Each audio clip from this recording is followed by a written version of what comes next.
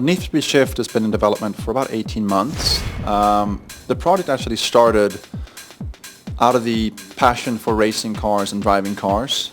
And when we decided to go a little bit more authentic with the Need for Speed brand, I quickly volunteered to build a game with my racing background and having, being a race driver and all.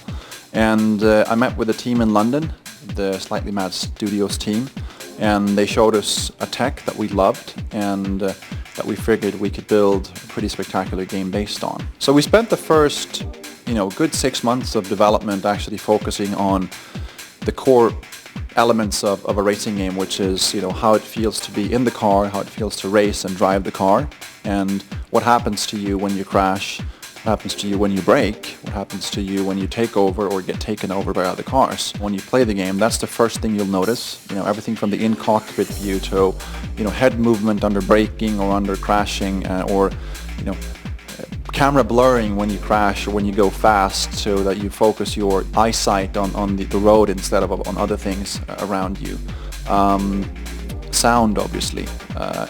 AI that adapts to how you drive and that come back at you if you hit them, or that actually make mistakes, or they crash out, or they hit each other in front of you. And we basically wanted to achieve a game where the AI never appear to do the same things twice. Everything in the cockpit kind of works. All the dials work. The speedometer, the odometer, the fuel pressure, fuel meter, everything is working. You can look around in the cockpit and you'll see, cars on your right, cars on your left. You'll see, small things like the leather looks like leather and the carbon fiber looks like carbon fiber. So it's highly detailed, as you've seen in screenshots. We've applied a lot of G-forces to the body and the camera. So when you brake, your head goes forward. If you crash, your head gets swung around. The great thing about the tech that the Slightly Mad guys have is that if you build a Porsche as an example, where the engine sits in the back, it has a very typical way of behaving.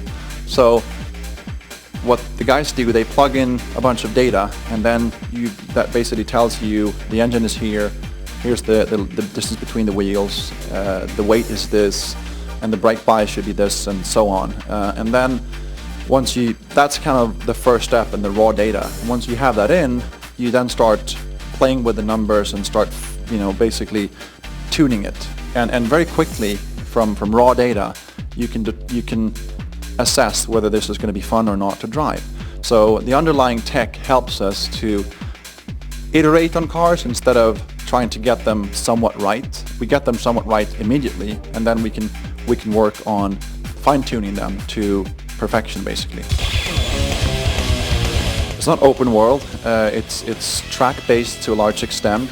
You'll see famous tracks around the world. You'll see some fictional tracks, as you've seen today, the London track that we have, which is based in a real location, but there's no F1 track in London, unfortunately, but we made one for you. So in this particular race mode, at least, that's what we have. We have other race modes that we can't talk about today, but they will be different types that once you see them, you realize that this is actually more than just a track-based racing game. There's a pedigree to what a Need for Speed game should be. So like, you want to have licensed cars. There should be obviously tuning is in the game, basically all of them, and customization to your cars, changing body kits, changing liveries, tuning your car, putting a different engine on it, and those kinds of things. And when you see it, you'll realize that it looks better than anything in the industry today.